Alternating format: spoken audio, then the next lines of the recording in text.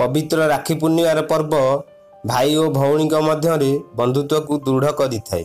एही दिन भौणी भाई हाथ में राखी बांधि थाए और तार उज्जवल भविष्यत पई प्रार्थना करिथाए।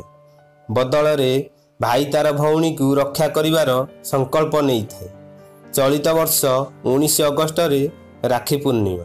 राखी पूर्णिमार खूब महत्व रही। श्रावण मास रे पूर्णिमार राखी पूर्णिमा पालन करा जाए।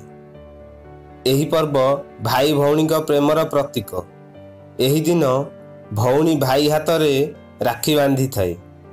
भाई भौणीर रक्षा करने को संकल्प करने सह किछि उपहार मध्य देई थाए। घरे घरे पिठापणार आसर। परिवार भितरे बंधुबांधवक गहन रे एही दिनटी बीती थाए। आउ भाईर दीर्घायु एवं सफलता कामना करी प्रतिदी भौणी ता भाई हाथ में राखी बांधि थाए। पवित्र गम्हा पूर्णिमा महाप्रभु श्री जगन्नाथ और बड़ ठाकुर श्री बलभद्र भी सान भौणी हाथरू राखी बांधिबे। एही दिन भद्राकाल अपराह्न 1:30 पर्यंत रहिबो। सेथिपाई एही समय रे किंबा सकाळे राखी बांधिबे नाही। ए वर्ष रक्षाबंधन रे भद्राकाल।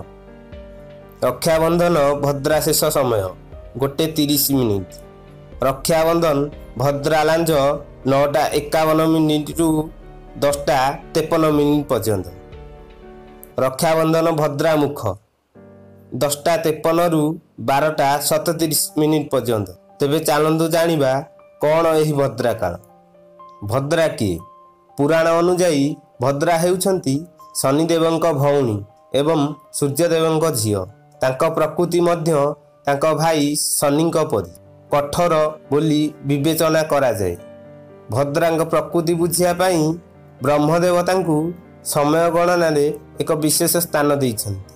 हिंदू कैलेंडर को प्रमुख भाग रे विभक्त करा जाइछि। एगुड़िक हेउछि तिथि, बार, जोग, नक्षत्र एवं करण। एथिरे 11टी करण रही थाए। सेथि मध्यरु सप्तम करण विष्णुंक नाम भद्रा। काहेकि भद्रा काल रे राखी बंधा जाए नहीं। भद्रा काल रे यात्रा, शुभ काम इत्यादि निषेध होई थाए। रक्षाबंधन एक शुभ कार्य भाव रे विवेचना करा जाए। एही कारणरू राखी भद्रा काल रे बंधा जाई न थाए। विश्वास करा जाए जे लंका अधिपति रावण को तांको भौणी सुपर्णखा एही भद्रा काल रे राखी बांधिथिले, जहा पर रावणर सर्वनाश होइथिला।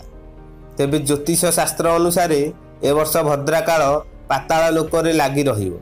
भद्रा जेउ लोकरे वास करे सेही लोकरे मांगलिक कार्य करा जाए नाही। अन्य लोकरे मांगलिक कार्य करिबारे असुविधा नाही। तेणु आज राखी पुण्य पालन करि पारिबे। नमस्कार।